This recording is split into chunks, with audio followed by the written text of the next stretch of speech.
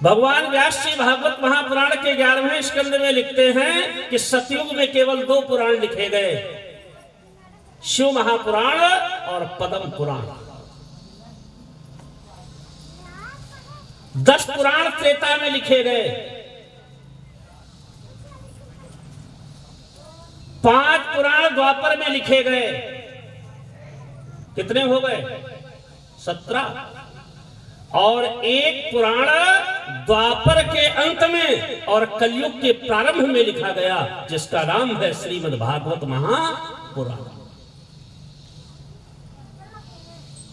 इसीलिए मैंने अभी प्रस्तावना में बताया था कि भागवत को धरती पर आए हुए 5126 साल पूरे हो गए। लेकिन बंधुओं, बड़ा आश्चर्य है, भागवत की जो पहली कथा है ना, वो पद्म पुराण की है। आज तक कोई भी भागवत वक्ता जब कथा कहेगा तो पहली कथा गोकर्ण दंडकारी की कहेगा ना। और ध्यान से वहां देखना लिखा है कि ये कथा भागवत की नहीं है, ये पद्म पुराण अंतर्गत श्रीमद् भागवत महात्मने। ये कथा पद्म पुराण की है और भागवत के महत्व का वर्णन करते हुए व्यास जी लिख रहे हैं। तो भागवत कब लिखी गई? कलयुग के प्रारंभ में। और पद्म पुराण कब लिखा गया? सतयुग के प्रारंभ में। यानी सतयुग के पहले भी भागवत थी।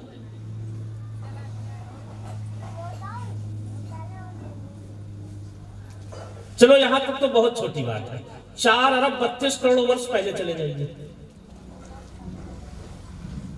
कलयुग हो गया। 8,64,000 वर्ष का द्वापर हो गया।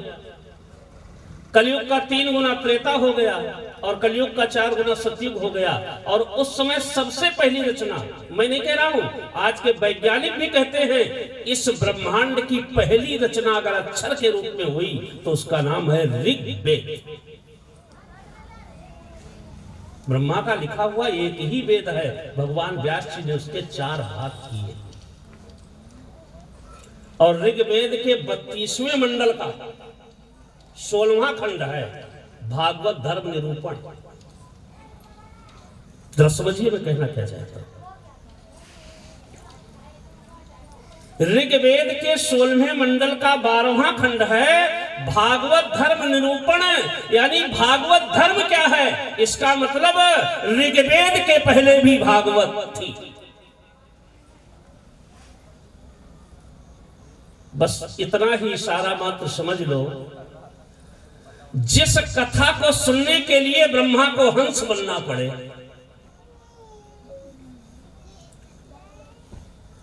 जिस कथा को लिखने के लिए भगवान विष्णु को वेदव्यास बनना पड़े, और जिस कथा को कहने के लिए भगवान भोलेनाथ को सुखदेव बनना पड़े, वो साधारण कथा नहीं हो सकती। आज ही समझ, फिर मैं प्रवेश करूंगा भागवत। विद्वानों की भाषा में भगवान नारायण के द्वारा,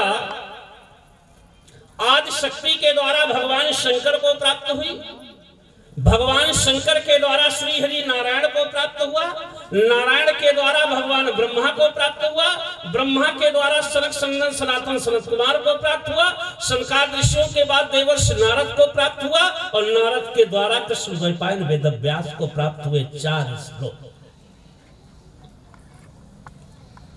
भगवत प्रोक्ता है इति भागवता, जो साक्षात स्वयं भगवान हो वही तो भागवत है। भगवान व्यास जी ने देवर्षि नारद के द्वारा जो 4 श्लोक पाए, उसी को 18,000 श्लोकों में कविताबद्ध किया और उसका नाम रखा श्रीमद् भागवत महापुराण। और इन्हीं के पूज्य पुत्र, मेरे एक शब्द पर चिंतन करना।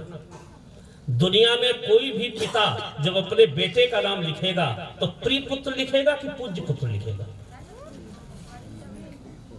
प्रिय पुत्र ना। और भागवत में 3 बार सुखदेव जी का नाम आया है और तीनों बार व्यास जी ने पूज्य लिखा है। पहला प्रमाण, यम प्रव्रजन्तु मनुपेतमुपेत कृत्यम द्वैपायनो विरह कातर आजुहावो पुत्रेति तन्मयतया तरवोभिनेदु इष्टम।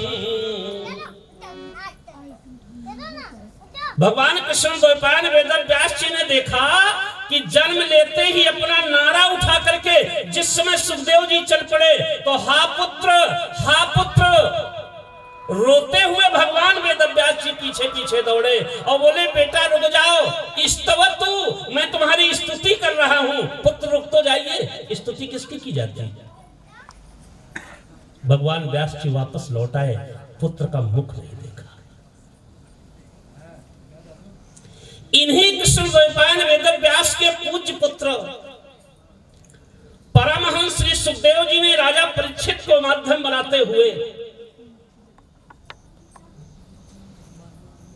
श्रीमद् भागवत महापुराण के 18,000 श्लोकों को विद्वानों की भाषा में 12 स्कंधों को 345 अध्यायों में 763 कथाओं के रूप में प्रस्तुत कर दिया, जिसका नाम है श्रीमद् भागवत महापुराण। भागवत महापुराण में 12 स्कंद हैं, खंड नहीं लिखा पहले। भागवत खंड तो हो ही नहीं सकती है, अखंड के कोई खंड कर सकता है? हर पुराण में खंड लिखे होंगे, लेकिन भागवत में खंड नहीं लिखे, स्कंद लिखे।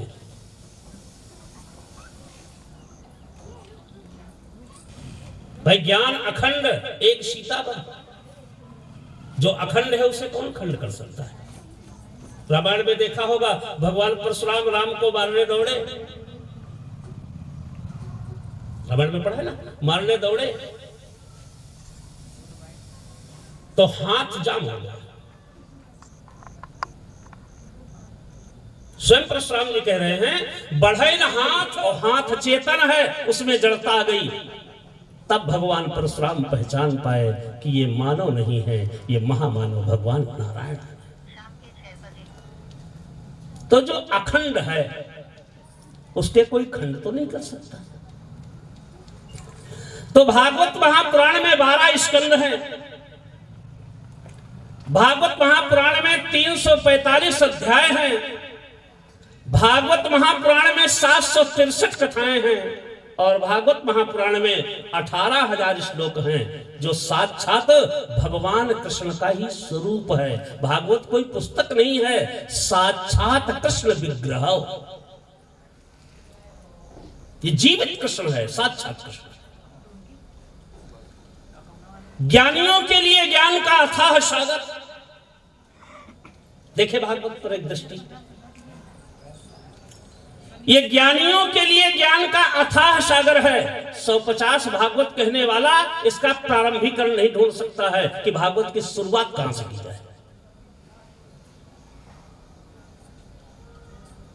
763 कथाओं में एक कथा 2 बार आई है। जानते हो उस कथा का नाम क्या है? कृष्ण का सुधामगमन, शुरू में और आखिरी में। अभी जन्म नहीं हुआ ना कृष्ण का, और पहली कथा कहने जा रहा हूं, कृष्ण का सुधामगमन। दुनिया में है कोई ग्रंथ ऐसा? बड़ी विचित्र लीला है। इसका वक्ता विचित्र है, इसका श्रोता विचित्र है, इसका राइटर विचित्र है, जिसने लिखा वो विचित्र, जिसने सुनाया वो विचित्र, जिसने सुना वो विचित्र। विचित्रताओं का ही ग्रंथ है श्रीमद् भागवत। ज्ञानियों के लिए ज्ञान का अथाह सागर। मैं नहीं कह रहा, भगवान व्यास जी ने 12वें स्कंद में लिखा है, विद्यावताम भागवताम में परीक्षा।